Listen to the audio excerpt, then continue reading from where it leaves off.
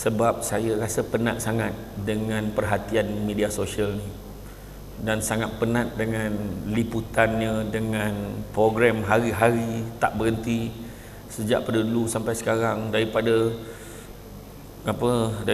kolej profesional ni kan, dah pernah panggil, lepas tu ni baru nak panggil balik kan.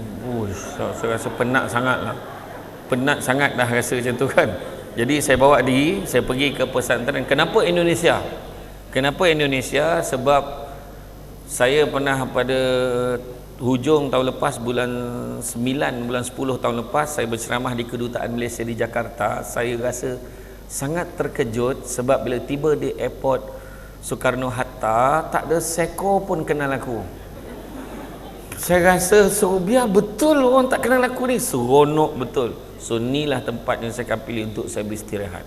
Saya boleh buka emas saya boleh tunjuk muka saya siap dengan kantar, yang orang nampak besar-besar TV pun orang tak kenal aku. Seronok betul. Macam tu lah saya beristirahat di sana. Saya pergi kat satu pesantren di Jawa Barat, perjalanan 3 jam dari Jakarta, yang dipilih oleh Kedutaan Malaysia kat sana.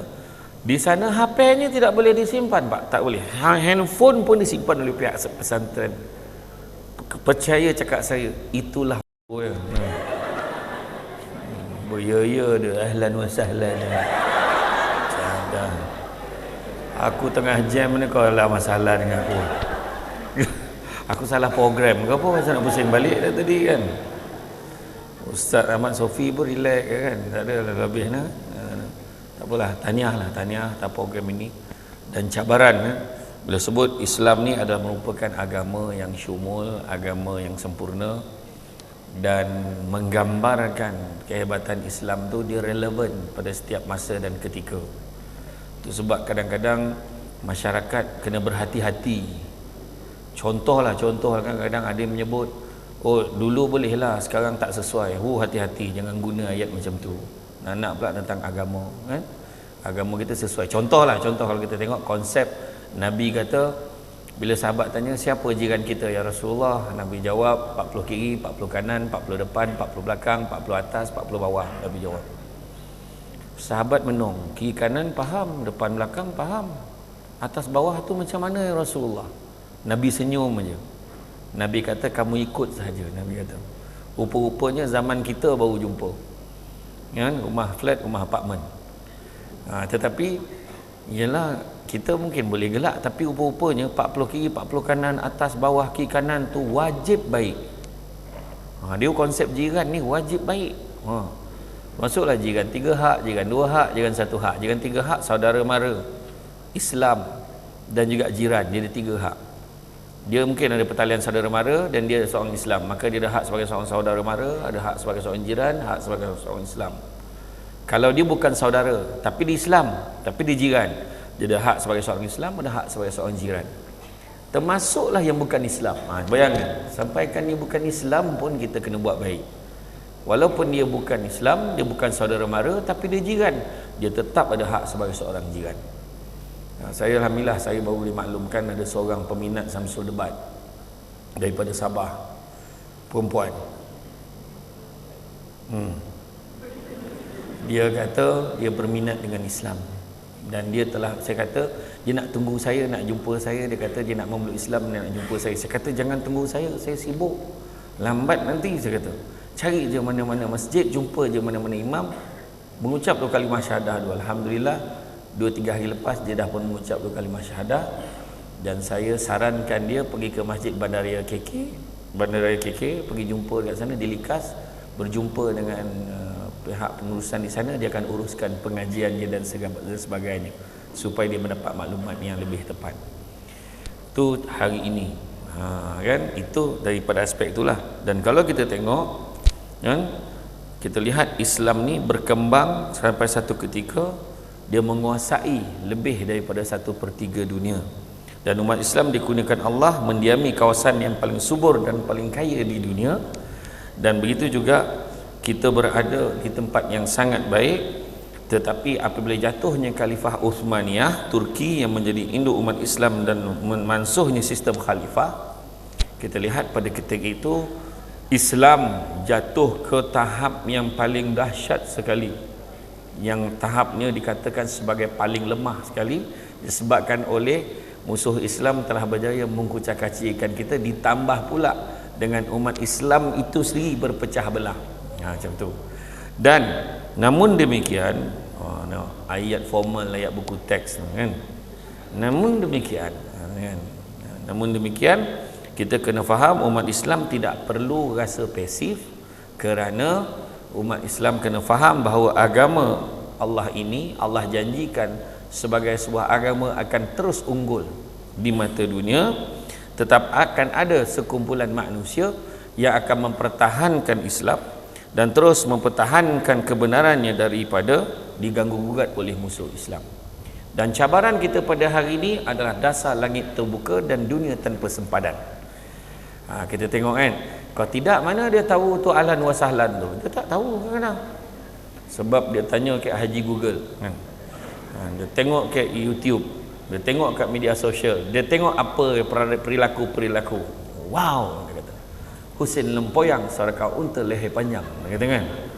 Dia tengok kan, pengaruh-pengaruh ni semua tersebar. Hari ni kalau kita tengok bezanya dulu dengan sekarang.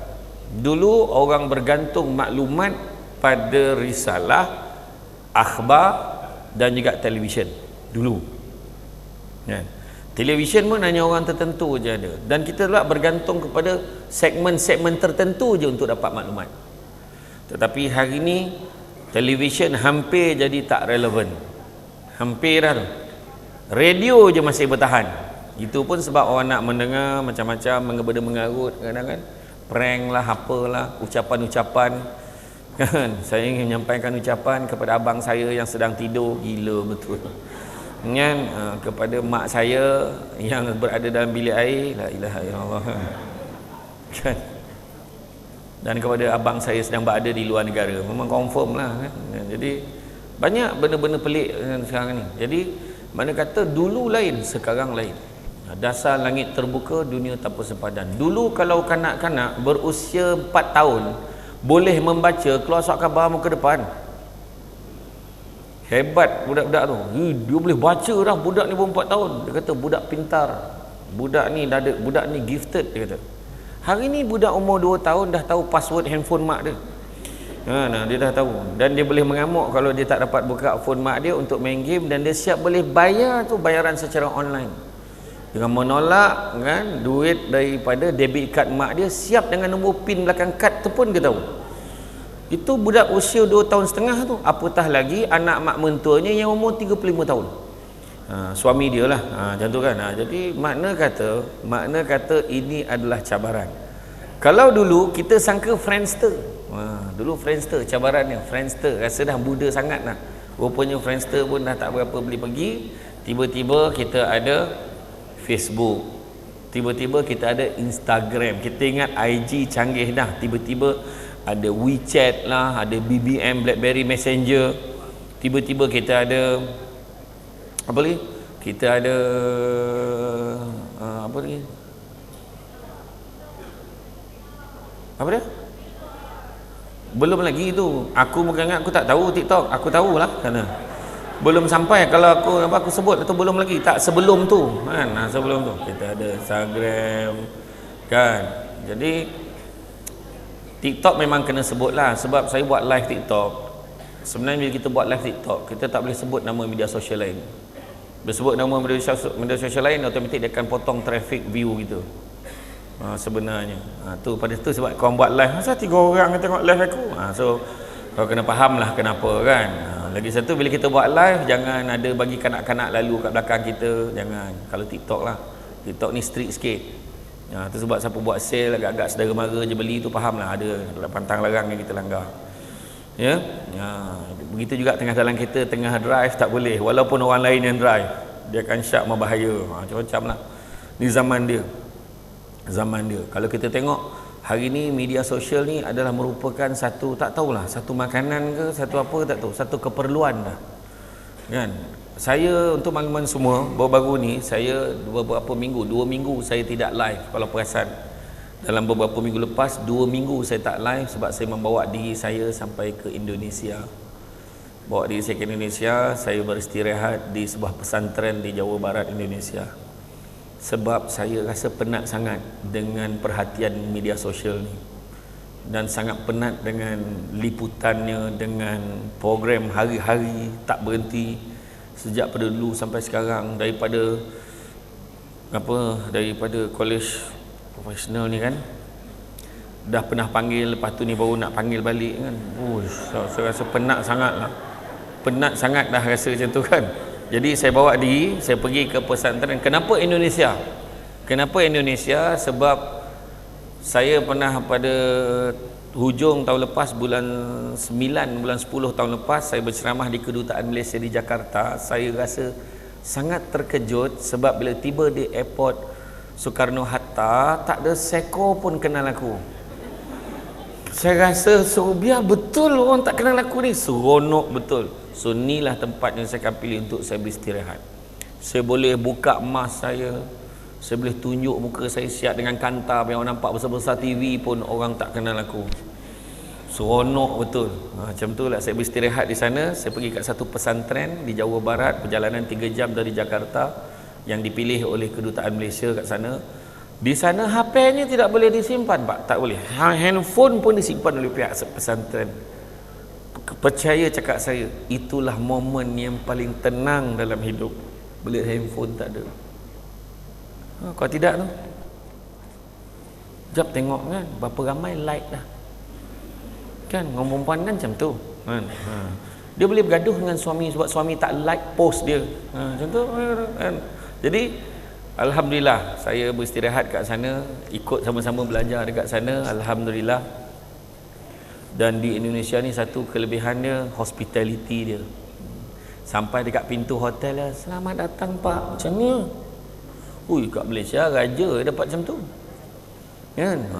Saya tanya toiletnya mana? Sini Pak, ikut saya Pak. Dia tunjuk, dia tinggal tak menyangkung sebelah aku lagi. Punya baiknya lah kan. Lepas saya tanya balik, rupanya memang di Indonesia mereka sayangkan pekerjaan dia. Tu sebab dia buat sampai macam tu sekali. Sebab kalau dia tak nak kerja, ramai lagi orang boleh bekerja kan. Dan kita tengok kan, tujuannya apa? Semua nak mencari Islam, semua nak mencari ketenangan. Hidup kita ni nak kejar 3 perkara: kebahagiaan, kejayaan dan juga ketenangan. Semua nak tenang dalam hidup. Tak ada siapa yang tak nak tenang kan? Salah satu tempat yang menenangkan ni lah, ni Beranang kan? Tempat yang sangat tenang, bebas daripada kesesakan lalu lintas kan? Boleh baring kat jalan utama kan tu. Jadi macam itulah. Dan kalau kita tengok, cabaran yang berlaku pada hari ini tidak semudah yang kita sangkakan kan? Ya, kalau kita tengok berita, contohlah macam pemerintahan politik lah contohnya kan. Kita bukan cerita parti lah, kita cerita siapa-siapa pun yang akan memerintah negara kita, dia akan susah keadaannya. Siapa-siapa pun memerintah, sebab semuanya viral sekarang. Jadi pembangkang akan jadi senang sekarang ni. Tukarlah siapa yang pembangkang, tiba pembangkang tu jadi bagus. Tukar kan, belum tahu lagi sebab pam tak ada. Tu belum cerita lagi, cerita pasal perkahwinan artis yang bermasalah. Ni zaman dia kan, sampaikan orang dah tak kenal Samsul mana. Orang tak tahu kan. Samsul lain yang buat, Samsul lain yang kena. Betul? Tapi saya mempertahankan sahabat saya Samsul Yusof. Kan? Sebab bukan mempertahankan apa, tolong jangan komen macam kau hari-hari duduk dalam rumah ni. Kan? Itu cabaran juga. Kan? Ada cerita. Betul ke dengannya rumah tangga seorang pensyarah KPM Beranang bermasalah? Tak ada keluar dekat dalam melodi tu, tak keluar. Kan? Tapi orang akan hebohkan sebab dia personality. Orang cerita. Saya cakap dalam masalah rumah tangga ni, suami isteri semuanya ada contribution dia. Saya cakap saya, dia takkan sebelah pihak je, tak ada. Takkan ada. Kadang-kadang lelaki tu dah lanyak, dia pijak bini berdarah, pijak sepak buat, tapi salah perempuan tu jengak. Biarlah, biar, saya sayang dia. Kan? Dah berdarah tu, sikit aja ni. Ada yang macam tu, menyebabkan orang yang menyerang dia tu rasa selesa. Macam tu lah. Macam tu juga dalam kehidupan kita pada hari ini. Media sosial memang memainkan peranan banyak dalam kehidupan kita pada ini. Ingat, biar kita yang mengawal keadaan, jangan benarkan keadaan kontrol kita. Circumstances has no power over you. Your inner weather is always and forever at your command. Kau main-main sama serbat cakap orang putih. Kau nampak aku kampung, I'm a graduate law, you know. Lawyer. So kalau nak advice, I bagi secara percuma. Tapi keluar pejabat bayar. Ya, macam tu. Kan? Dan begitu juga cabaran yang dihadapi umat Islam pada hari ini. Kalau kita tengok, antaranya pertama, kefahaman dan penghayatan umat Islam berbeza-beza ikut taraf hidup dan latar belakang mereka. Siapa yang datang sini belajar, insya-Allah dia ada pendedahan, ada ustaz-ustaz, ustazah, ada silibus khas dia. Tetapi kadang-kadang mereka di luar bandar mencari-cari sendiri. Kalau yang dapat yang betul-betul, dapat yang tak betul macam mana? Lepas tu mudah percaya daripada satu unsur yang dia rasa dia seronok dengar. Sampaikan heboh lah baru-baru ni, bergaduh di kalangan pensyarah dan guru-guru. Dia kata bayar zakat, tak boleh bayar zakat untuk mak ayah dia kalau mak ayah dia mampu, tak boleh. Dia cakap macam tu pula. Sampaikan, habis tu selama ni tak sah lah, kita berhutang lah ni. Dia kata tu. Tak pakai ni Ustaz. Ni tak boleh pakai? Ada sebab ada noisy. Bismillahirrahmanirrahim. Kena start balik ke apa? Tak payahlah. Kan? Jadi pada tadi kau tak cakap kan, dah nak habis ceramah pun beritahu kan. Ada stand tak? Kalau ada stand lah. Jadi latar belakang pertama, golongan kurang terpelajar atau tidak terpelajar. Golongan ni kadang-kadang tidak memahami langsung akan Islam kecuali maklumat asas mengenai aspek ibadah dalam agama. Kadang tu malam tadi ada seorang cikgu dia tanya saya, dia kata dia mengajar sains, tetapi dia gemar bawa unsur-unsur Islam dalam subjek sains tu. Bila dia bawa, kadang-kadang anak murid tanya soalan yang mencabar pada dia. Tapi ada anak-anak murid ni bila tanya soalan tu, kadang ada soalan tak dapat jawab. Jadi macam mana saya nak buat? Kau tak dapat jawab, kau cakap lah kau tak tahu, saya kata. Takkanlah kita nak cakap kita tak tahu. Imam Malik pun tanya 10, dia jawab 2 je, lagi 8 dia kena rujuk dulu. Tapi saya kata, satu benda saya belajar daripada pensyarah saya dulu, satu perkara, kalau pelajar nak tanya boleh, tapi kena tanya dulu setakat mana dia dah baca. Kadang-kadang pelajar dia gemar bertanya, dia tanya ikut suka dia, macam mana kalau macam ni, macam ni, kau dah baca ke belum? Kau baca dulu baru kau tanya.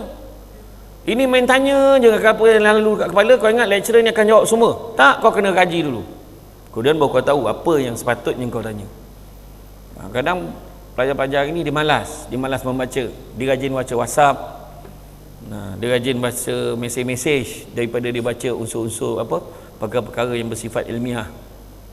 So dia tanya. So bila dia tanya soalan-soalan yang pelik-pelik, kadang-kadang soalan-soalan yang mencabar dia tanya kan. Lepas tu dia tanya, tu termasuklah soalan-persoalan tentang zakat.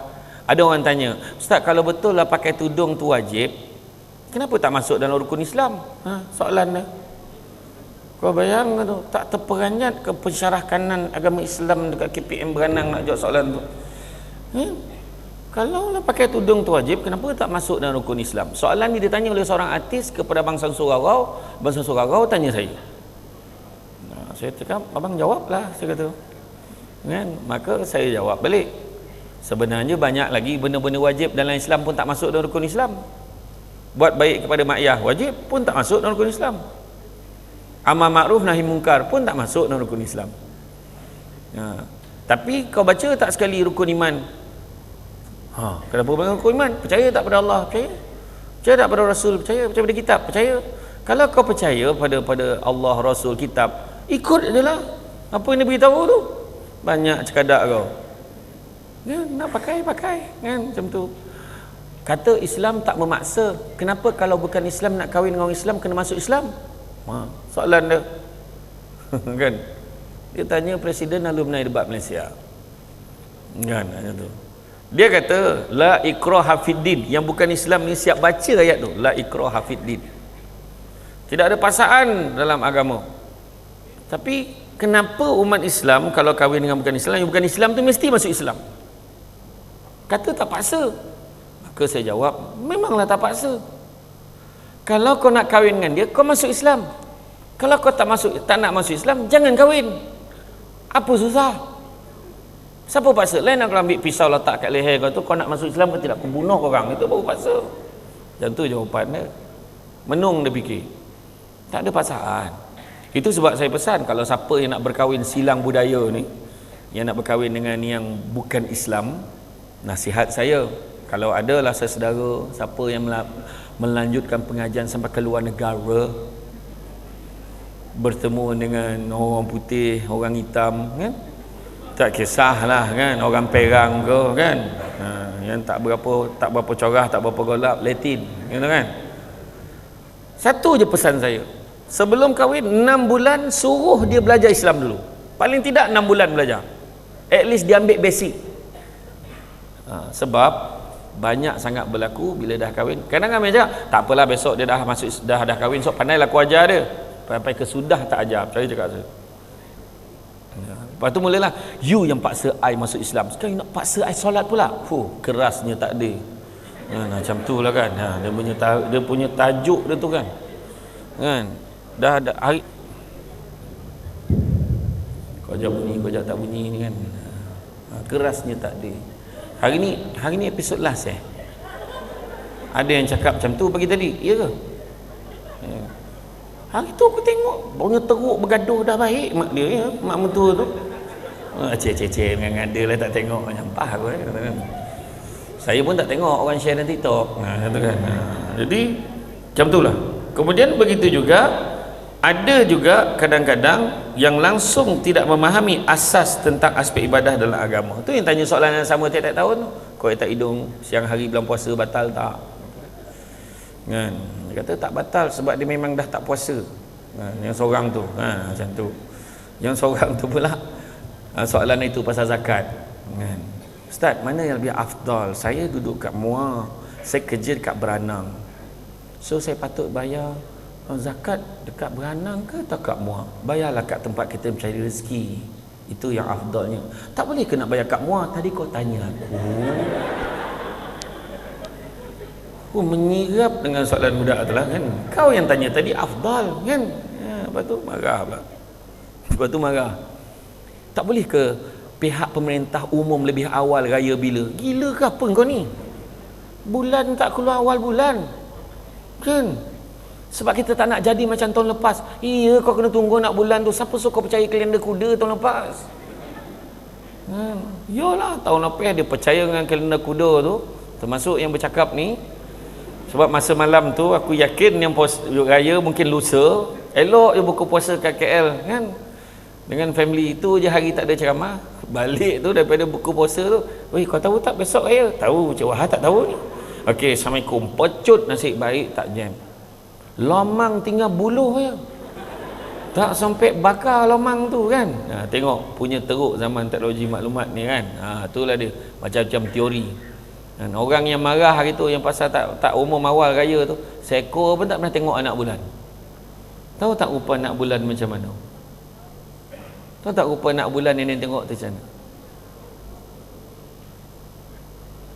Itulah dia. Tahu tak? Tak. Kan senang jawab macam seekor. Tak tahu. Ini semua koma. Tahu tak tahu. Bila tanya macam tu lah, koma, oksigen tak jalan kan.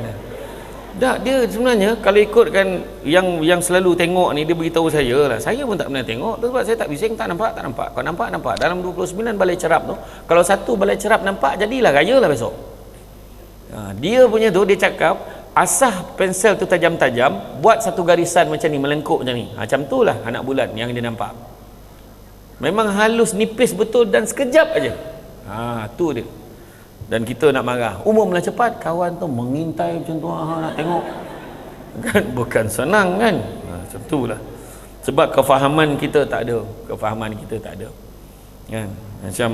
Macam contohlah orang marahkan suami isteri bila dah kahwin. Kenapa kalau dalam mak kita sakit tenat kan, suami pesan duduk rumah, jangan keluar mana-mana, abang ada urusan outstation. Kalau abang tak dapat dihubungi, abang dah siapkan beras, tepung, gula, semua siap. Mi segera, ingkap, semua ada, semua dah siap. So jangan keluar ke mana-mana. Baik bang, saya sebagai seorang isteri, saya taat. Tiba-tiba datang family dia, baliklah, ayah tak sihat, ayah rindu sangat kat engkau.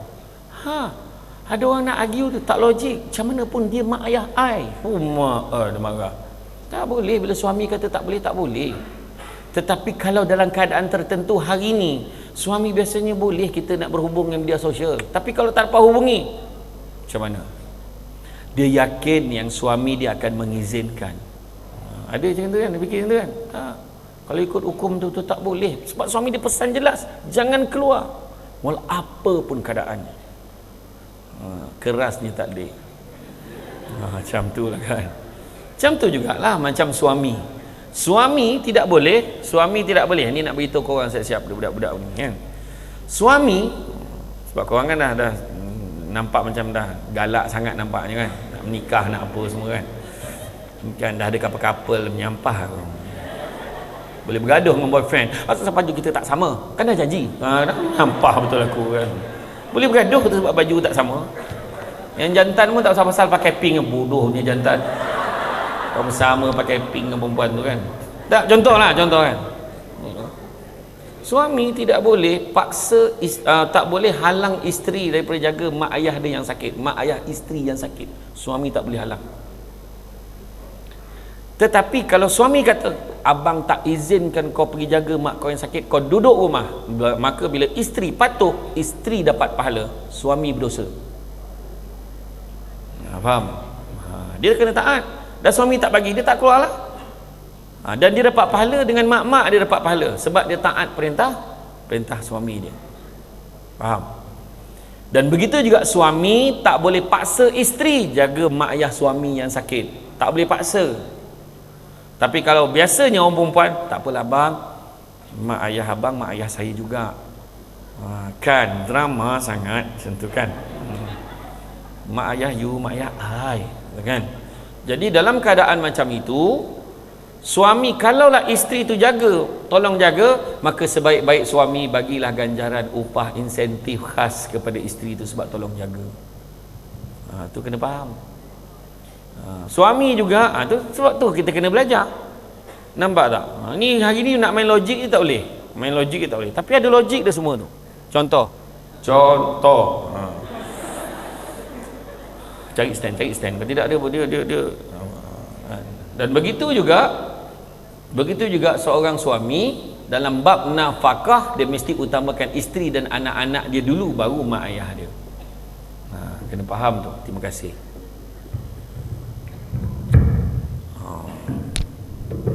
Jadi dia kena cuba okey. Jadi dia kena utamakan isteri dengan anak-anak dia, baru mak dia. Jadi mak yang belajar agama, dia akan beritahu, kau bagi duit belanja kat mak ni, anak bini kau macam mana, dia akan fikir macam tu.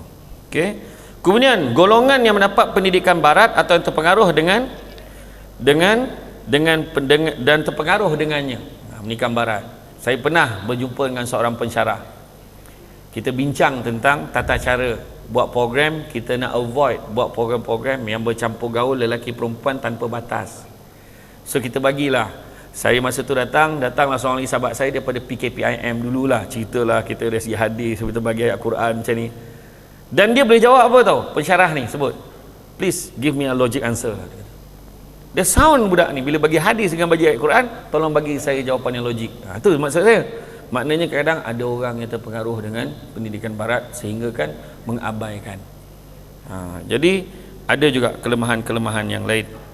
Begitu juga ada juga berpunca daripada kejahilan mengenai Islam sebagai cara hidup. Islam ni cara hidup. Tapi hari ni berapa ramai yang ikut cara hidup Islam? Kan?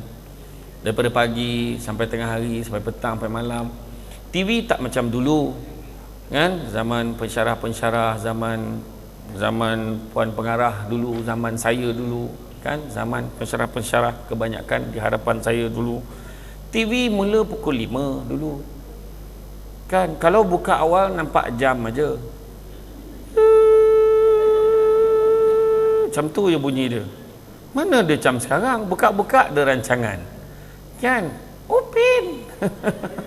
Upin Ipin cakap Jawa pula tu. Sekarang dah cakap Indonesia ada Upin Ipin ni. Mana cakap Melayu dah biasa dah, tak ada. Kan? TV 24 jam, beribu-ribu channel. Tu belum cerita lagi flick-flick tu. Kan? Flick-flick dengan yang ni channel, kan? Saya tak boleh sebut dengan jelas sebab dia tak taja ceramah kita hari ni. Macam tu. Oh dahsyat banyak. Lepas tu belum cerita kalau dulu, ingat tak dulu? Kalau tengok cerita kalau ada babak-babak yang bercium tu, ayah semua. Tutup mata. Tutup mata. Ayah je boleh tengok dah sudah ke belum. Dah. Ayah konyang tengok kan. Itu dulu. Dulu mana ada TV 24 jam. Pukul 12 negaraku. Pukul 10 last wrestling. Ingat ke? King Kong Bandi, Hulk Hogan baru nak tumbuk, iklan. Ha ilaha illallah, iklan pula. Kan? Kalau ada pukul 3 pagi, kalau ada live bola. Yang iklan dan heel tu. Dulu. Sekarang ya Allah. Beribu-ribu channel. Itu sebab beza dulu dengan sekarang. Nampak tak? Saya pernah bentang paper, kan? Bahaya gadget pada generasi muda. Saya tunjuk. Dulu kita sukan kita semua fizikal. Pukul 5 semua tak sabar macam keluar kandang. Tak sabar aku 5 cepatlah aku 5 cepat aku 5. Nak main dengan geng-geng ni. Dulu kita main bola kan. Main bola kita bagi tim dengan cara adil, tali lali tamplum. Lepas tu berunding. Mana boleh tim kau besar-besar, tim kita kecil-kecil. Budak aku, tim aku semua sekolah rendah, tim kau semua sekolah menengah. Berlalik semua. Akhirnya dah dapat tim yang ideal dah nak maghrib dah. Masa tu, macam tu kan. Ingat tak dulu? Lepas tu bila main bola dulu, tiang gol pakai tiang gol. Pakai tiang apa? Pakai tiang slipper je. Main agak-agak je. Kalau tinggi tak sampai tiang. Macam tu je. Macam tu. Tu belum cerita lagi sepak-sepak bola masuk rumah jiran kena pasu. Bukan semua orang boleh unding dengan tuan rumah. Mesti ada seorang yang baik dengan makcik tu. Nampak tak kemahiran negotiation skill tu? Nampak tak? Kau lah pergi, kau baik dengan makcik ni. Dia pun masuk. Assalamualaikum cik tu, saya dah marah dah dia orang. Jangan sepak kokot dah sepak kat cik. Nanti saya makcik, saya ambil bola boleh cik? Yelah, elok. Jangan kau kena lagi makcik belah bola tu. Okey makcik. Nanti saya marah dia. Masih tak makcik? Woi, sambung main balik. Nampak? Tu belum cerita orang perempuan. Dia ada biji ajaib dia tu. Yang dia main teng-teng tu. Ingat tak? Yang format paling orang lelaki suka, yang format kapal terbang tu.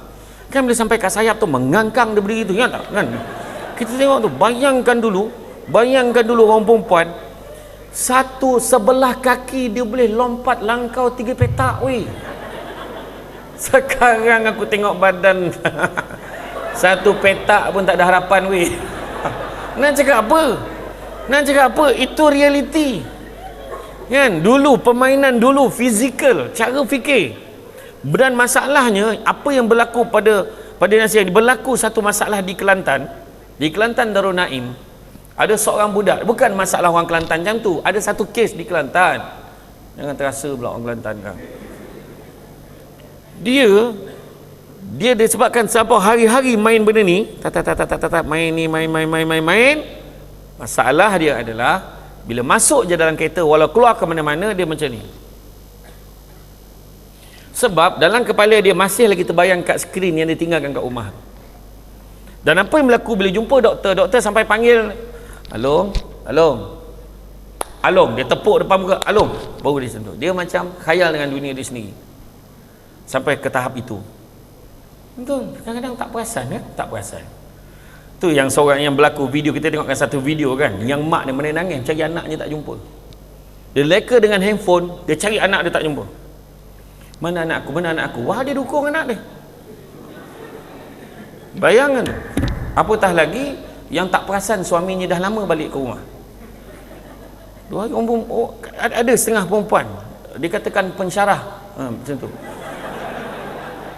Dia sibuk dengan grup WhatsApp dia kan, dia ada grup dia. Dengan grup dia jangan risaulah, puan pengarah kena faham tu. Pensyarah-pensyarah ni ada satu grup dengan kita. Dan dia akan wujudkan satu grup untuk ulas apa yang dah dibincangkan kita dalam grup. Contohlah, contoh. Itu memang berlaku di banyak kolej kecuali kolej profesional Marah Beranang. Okey, contohlah. Ya. Tergamak kau tepuk tangan ni. Aku sindir tu tau. Kau jangan tepuk tangan. Itu sindir mana? Kena faham tu. Semalam saya teringat, saya baru balik je semalam pagi-pagi. Semalam saya landing daripada Limbang, Sarawak. Saya ceramah kat sana 3 hari. Limbang ni kan dekat dengan Brunei. Limbang pun tak adalah besar sangat, dalam 1.5 jam boleh settle satu limbang lah. So bayanglah kafe, ada satu kafe tu dia jual cendol, dia boleh tergamak mengaku number one in Limbang. Bosa mano Limbang, kau nak cerita kau number one ni, cakap macam tu kan. Tapi memang sedap lah, sedap. Dekat sana saya jumpa ramai orang Brunei. Orang Brunei maksud jauh berbeza dengan kita. Sampai saya tanya, waktu sampai dekat airport Brunei, jauh tak daripada sini nak pergi UBD, Universiti Brunei Darussalam? Jauh juga, dalam 15 minit macam tu.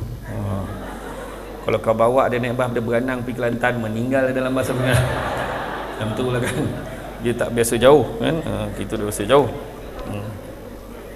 Best perjalanan. Saya habis Limbang hari ni. Semalam saya selesai pagi Putrajaya, landing tu Putrajaya, petang semalam Menara Prestige KL untuk Petrofac bersama dengan PPZ Mawib. Malam tadi di Jalan Cochrane. Bolehlah tersalah sebut cockroach. Jalan Cochrane malam tadi habis pagi tadi di Tampin, daripada Tampin sini malam ni di Alur Gajah Melaka, esok pagi UTHM Johor, tengah hari Batu Pahat. So malam besok KL, habis KL, lusa pagi Bangi, petang naik flight pergi ke Mukah Bintulu Berkenu. Macam tu lah nama tempat tu, salah sebut tak tahulah. Tapi best pergi Sabah Sarawak ni, nak pula ikut jalan darat kan. Banyak zikir. Ya Allah, ya Allah, ya Allah, ya Allah, ya Allah, kenapalah jalan ni yang kau bawa, ya Allah. Kan? Ya, saya sampai cakap apa kan, kenapalah dekat Malaysia masih ada lagi jalan ni macam ni, saya kata kan? Jadi pemerintah kena buat sesuatu lah kan, tak kisahlah parti mana pun saya sebut je lah kan. Dan begitu juga kalau kita tengok bagi golongan yang faham Islam pula, dia memahami Islam sebagai satu sistem hidup yang sempurna dan menyeluruh turunkan oleh Allah. Inilah yang berusaha melaksanakannya dengan sebaik mungkin dalam kehidupannya. Bangun pagi, amalkan sistem hidup Islam. Bangun pagi, kejut kawan-kawan, kejut kawan-kawan, bangun, jom kita solat sama-sama. Sistem kan, macam suami isteri lah. Kadang orang perempuan ni kebanyakannya, kalau yang dah kahwin ramai orang perempuan, bukan orang sini, tempat lain, dia gemar bangun, dia selesaikan diri dia dulu, dia subuh sendiri, dia paling khusyuk sekali solat, sampailah bagi salam. Lepas tu dia lap muka dia pandang katil, tengok suami ni,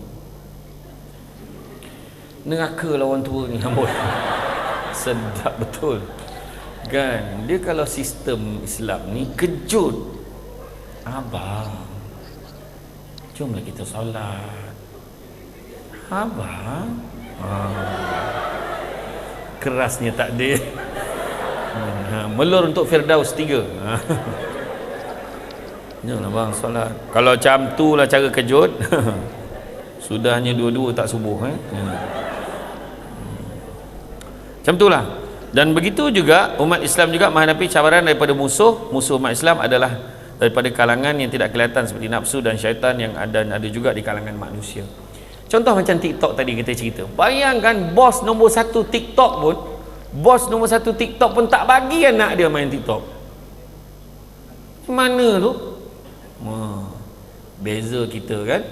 Tapi yalah, saya pun terima kasih lah pada orang yang melayari TikTok. Sebab kalau tak adalah saya terpilih sebagai rating nombor 1 yang paling tinggi sekali disebut dekat dalam TikTok. Sikit-sikit Samsul Debat. Tak. Jangan tepuk. Tak. Masalahnya kau edit video aku tu daripada elok aku sebatang macam ni, kecil-kecil sudah tengok muka. Itu yang tak faham tu kan. Habis dia edit ni, tapi lah bagus, tapi benda-benda baik tu sampaikan. Ada satu tu pula, dia dah tak tahan edit gambar, dah pecah sangat agaknya, keluar suara je, lepas tu gambar burung terbang. Aku pun tak tahu berkaitan burung dengan apa yang cakap tu kan. Tapi tak apalah, benda-benda baik. Ni zaman sekarang, cara orang berdakwah kan. Daripada kalangan manusia, Allah menegaskan dalam firman-Nya, orang-orang Yahudi dan Nasrani tidak akan senang dengan kamu sehingga kamu mengikuti milah mereka. Surah Al-Baqarah ayat 126. Maka sikap tak senang itulah disebarkan macam-macam perkara. Itu sebabnya hati-hati. Kalau nak ambil, nak gunakan, contoh nak guna media sosial, biarlah sekadaran untuk tujuan yang perlu dalam kehidupan kita. Sebab percaya atau tidak, sebenarnya media sosial ni menyebabkan ramai orang nak ikut trend. Ramai orang kejar follower.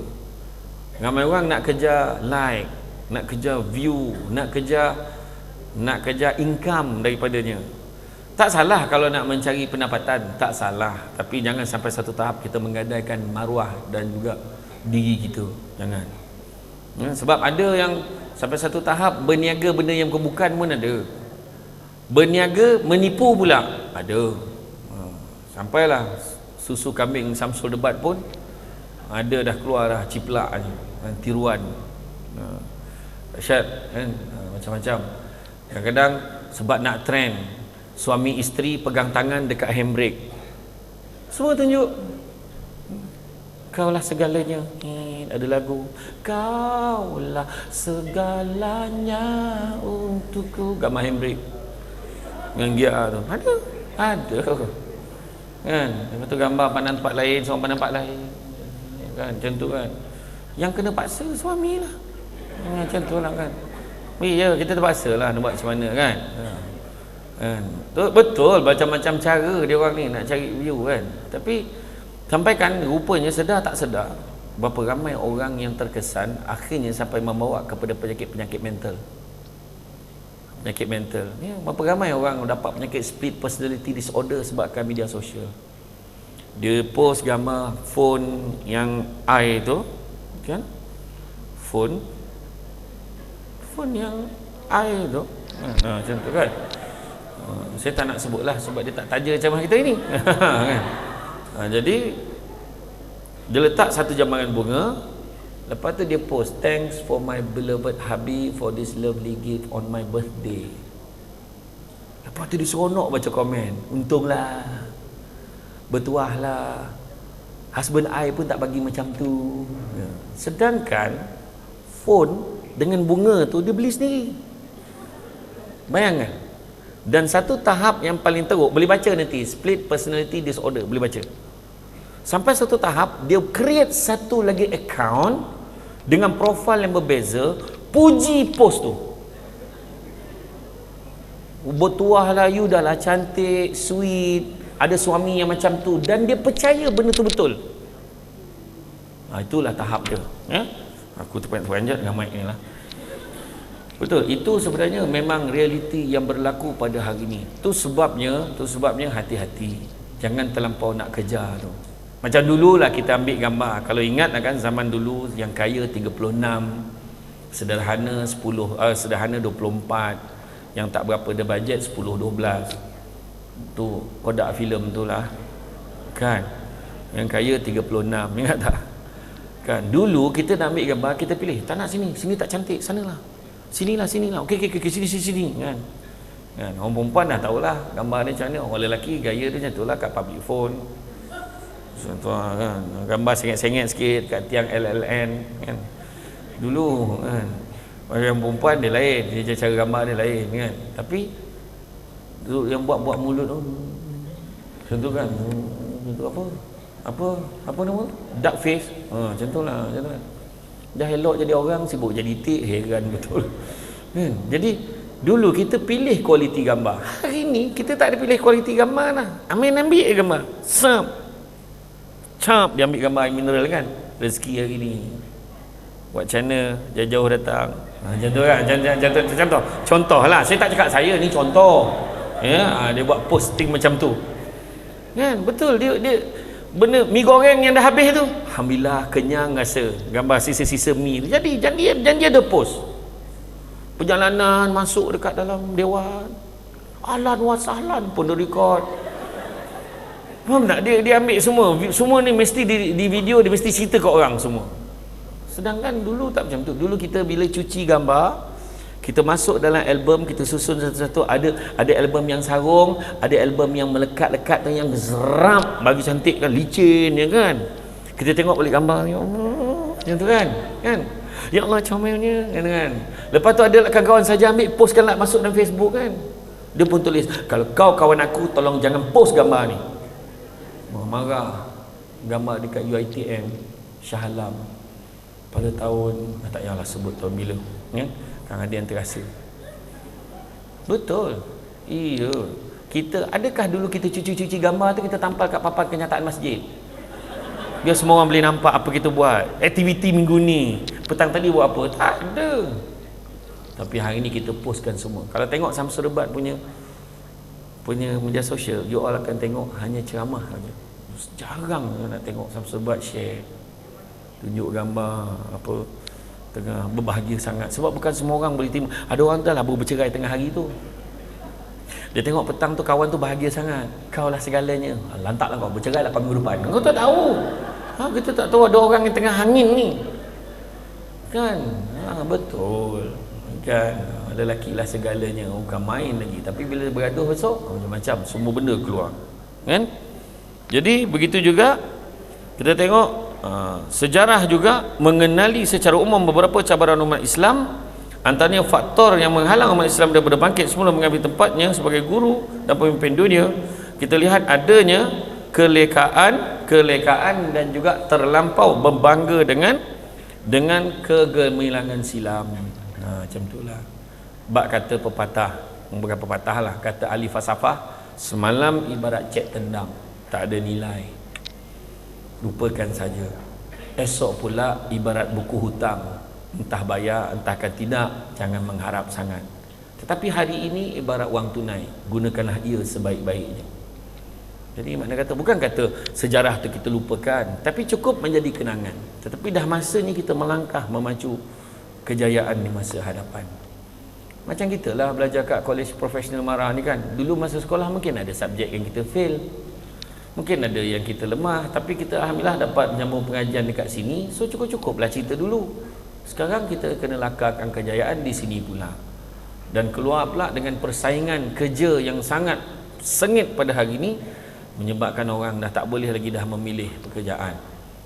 So kita kenalah bekerja dengan sebaik mungkin. Semalam waktu sebelum saya balik, 2 hari lepas sebelum saya balik daripada Limbang, saya sempat berceramah untuk sekumpulan saudara baru yang baru memeluk agama Islam.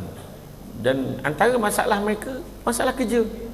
Sebab sebelum mereka bekerja dekat mungkin sektor yang tidak halal. Dia bekerja kat kelab malam, dia bekerja dengan pusat judi. Tapi bila dia dah masuk Islam, dia dah tak boleh bekerja kat situ lagi. Jadi kita nak meyakinkan dia ni, sebab keyakinan daripada agama perlu kuat. Keyakinan daripada rezeki itu datang daripada Allah pun kena kuat. Tapi kalau kita sendiri pun tak kuat, macam mana kita nak yakinkan orang? Itu sebabnya. Kan? Jadi kita perlu ambil iktibar daripada kejayaan-kejayaan silam dan pengajaran generasi lalu, melihat kehadapan dengan perancangan yang teliti bagi membolehkan umat Islam terus melangkah dengan yakin dan bertawakal kepada Allah. Imam Malik radhiyallahu anhu berkata, tidak akan baik golongan yang terakhir daripada umat ini kecuali dengan apa yang sudah baik umatnya yang terdahulu. Maknanya dia kena belajar juga. Kena belajar. Jadi kepada generasi pada hari ini, kena faham dalam bab menuntut ilmu wajib. Talibul ilmu faridah ala kulli muslim. Menuntut ilmu tu wajib bagi umat Islam. So kenalah belajar. Bak kata orang dulu-dulu, cantik tolok, pantainya landai, tambik perahu tepi kuala. Biarlah buruk kain ini dipakai, asalkan penuh ilmu di dada. Belajarlah. Percaya cakap saya, belajarlah. Ramai pensyarah-pensyarah ni suruh kita belajar, bukannya dia dapat kenaikan gaji setiap orang yang dapat 4 flat, tak ada. Yang berjaya you all, yang dapat melakar masa depan you all. Tapi pensyarah tetap di sini memperjuangkan jadual dia yang padat tu, memperjuangkan dia dengan masa yang padat, dengan macam kena attend program tiba-tiba pada petang ini. Betul, tu sebabnya belajarlah kan. Kain songket, benang sutera, lilit sobolit, buat selempang. Ilmu yang banyak jadi cahaya, walaupun sikit menjadi terang. Dan menjadi pelajar, jagalah tata cara kelakuan kita, jaga. Kita sebagai umat Islam, sebab kita tak nak, terutamanya dalam bab pergaulan, tolonglah jaga. Dia selalu kaitkan pelajar-pelajar kolej, pelajar industri hari ni ramai yang dah rosak. Bila berkahwin, kebanyakannya semua dah bila kahwin semuanya dah over kan. Tak payahlah nak couple-couple sangat. Kalau betul ikhlas, dah habis belajar besok, dah kerja, kahwinlah. Tak usah banyak cerita kahwin, jangan tunggu-tunggu. Tapi ni belum kahwin, tapi perangai macam lagi teruk daripada orang dah kahwin kan. Jagalah, tolong jaga. Kalau mencari pokok berbuah, pucuk elobek, dahan berdaun. Kalau nak jadi insan bertuah, duduknya beradab, tegaknya bersantun. Tolong jaga. Sebab kalau rosak nama semua. Bukan nama kolej saja, nama mak ayah kita, keluarga kita. Tolong jaga. Sebab cabaran hari ni biasalah sekarang. Tak boleh ayat tu. Biasalah couple sekarang. Biasalah budak-budak sekarang. Pegang-pegang tangan biasa. Kan? Peluk-peluk biasa. Naik motor sesama peluk rapat biasa. Berhubungan lagi biasa. Akhirnya perut kembung. Orang memberi, kita merasa, dia kata. Tak boleh. Kena jaga. Tolonglah jaga. Itulah mahkota kesucian orang perempuan. Tolong jaga. Orang lelaki ni dia tak fikir apa. Oh, I tak fikir panjang. Oh, salah dah. Kau nampak muka macam bertanggungjawab sangat. Belum tahu lagi. Duit spender dia pun mak dia bagi lagi. Nak cakap apa? Nak cerita betul. Kan?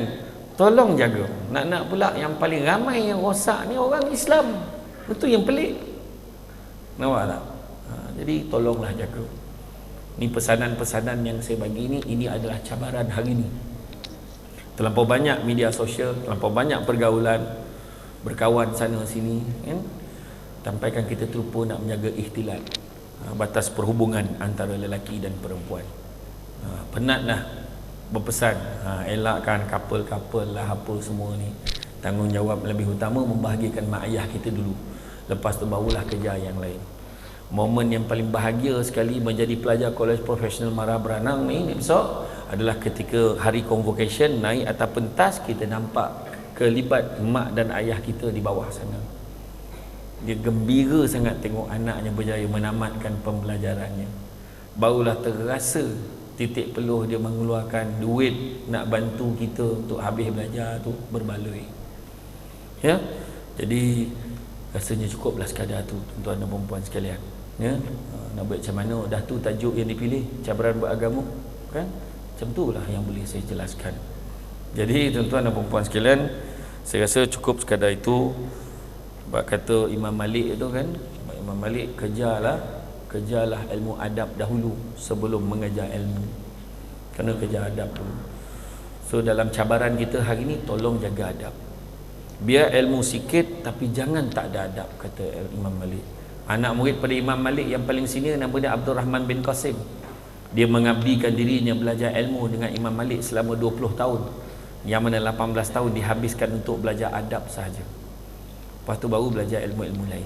Jadi itu sebab hari ni kita beritahu cabaran beragama ni sebab salah satu ni nak tekankan nilai adab dan akhlak. Jadi itu saja daripada saya. Kata orang, sepandai-pandai tupai melompat akhirnya jatuh ke tanah jua. Walaupun perkongsian sudah tamat, mudah-mudahan meresap ke dalam jiwa.